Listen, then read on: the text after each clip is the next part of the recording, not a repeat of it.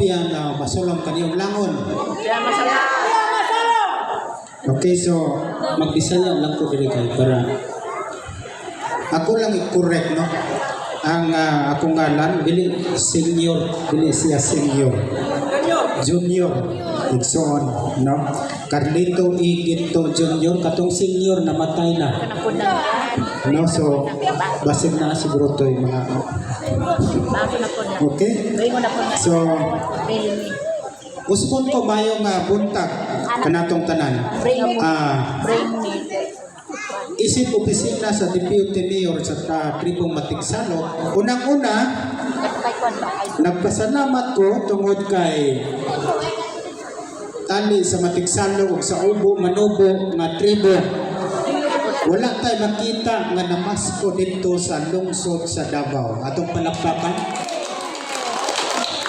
Then, ang akong nakita dito nga concern ang nasa Talaingod o Bukidnon o Garakan, diha sila magasigit pamasko. Concern ang atong city. Kay wala na ang kantong Pasko Pista, dili naman na sa Pasko Pista karon. Mao bitaw tong ang CSWDO nasa programa ng Pasko Pista kay para ang kantong mga tribo nato dili na mo adto dito sa city aron mamasko. Ang kantong pinaskuhan sa City Government of Davao dadon dire sa proper di sa unsang barangay nga sakop sa Davao City para ihatod kung dili na mo adto ang tribo. Kay concern ang atong city kanang mabanggaan di madisgrasya diya. So ana ang concern. So nagpasalamat ko tungod sa Tribong Matigsalog, maingon jud nako ang Davao City is disiplinado. Palakpakan nato. Ang Davao City is disiplinado. Kung unsay iingon dito sa atong city mayors nga bawal mamasko, nabay balaod ba yan bawal manghatag, no? Di-approve na sa ato ang sanggunian. Pero di man madaning badyaw kay mangayo man jud. Salamat kay sa inyo mga katribo. Nga wa jud mo ni lugsong dito aron sa pagpamasko. Hulaton nato ang Pasko Pista nga schedule aron sa pagpanghatag sa mga gasa, sa mga gift gikan sa city CSWDO.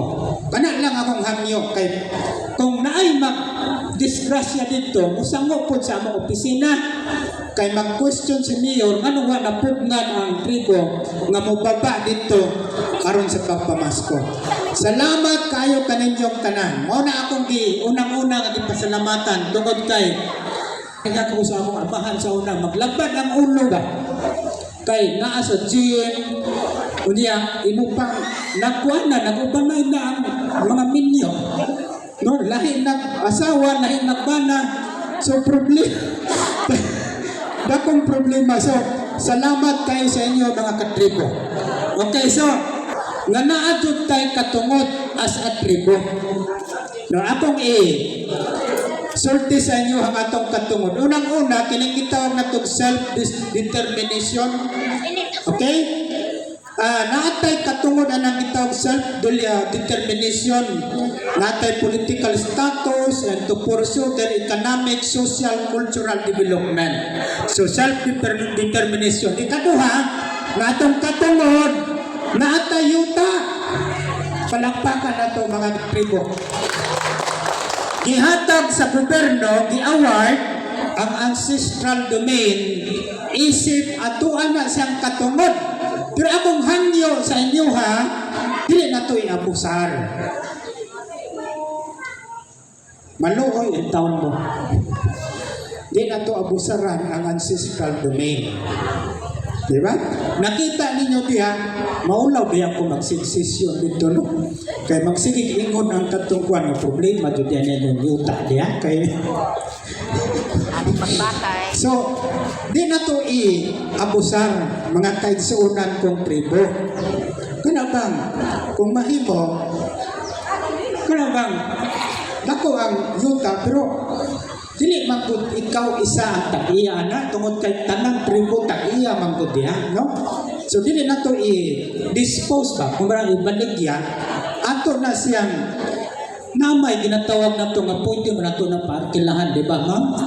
No, naman na sa ibalaon ingon ana. So dili na to abusaran. Then ikatulo natay cultural integrity. Katungod na to natay i-revitalize na to ang ato ang spiritual, religious tradition, customs, ang atong pinulungan. Ambot sa inyo maka Ang uban. Ang uban.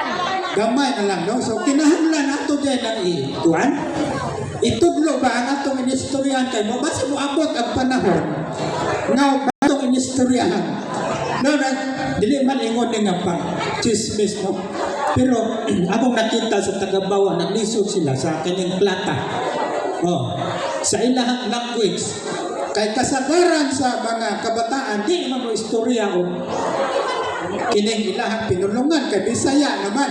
So ato nang i-revitalize mga kaigsuonan o so pangayong pasaylo kay pasaylo diya kay sa laon taga dili sa laon taga talaingon kay vlogger to siya unya yang gibinuangan ang atong tribo bisan tuotog talaingon to dili to sakop diri sa tuwa pero sa ngalan na discrimination aw ato dun ang aksyon so giadtuan perting luhod-luhod tong vlogger ang atong tribo. Then katapusan ng atong katungod natay participation akong nakita salamat kayo kang kap na nadyo ang atong IPMR atong palakpakan siya ang ato ang tingog diri sa ato ang konseho na siya ang mabantay mo sa lukod dili sa kinatibuk ang tribo. Siya ang mupantay sa balaod alang sa kayuhan. Mao nang hinungdan nga mo na atong katungod sa tribo. Naadyo tay gitawag nga IPMR sa barangay. Unsa iingon sa atong city, especially sa atong mayor. Mangayo jud ko. Mangayo lang jud ko sa inyo ang pasensya kay nganuman. Ako may family. Sultihan talang was tinuod. Mao na nga kung naamoy mga kining dili negatibo nga mga reaction sa atong city hangyoon ko magpakiluoy ko sa maghangyo ta nga dili po ninyo ikuan kay lisod jud ang kahimtang karon then si Basti ako lang ko ba kung sa gibuhat depending sa DILG ang iyang then ang kantong apo ni Rodrigo Masirigo as Vice Mayor na unta, depending gyapon sa DILG. Hangtod karon pending pa ang ilang status. Kita ba nga unsi ka tribo diri sa Davao, suporta jud ta sa atong mayor. Ayaw mo tuuan ang mga chismis sa uban na mawalan iusahan na to ni masuporta ta sa ato ang local government na headed by Mayor Basti Duterte. Itong palakpakan ang atong lungsod sa Davao. Mayong buntag kaninyong tanan. So magkuhan lang dahil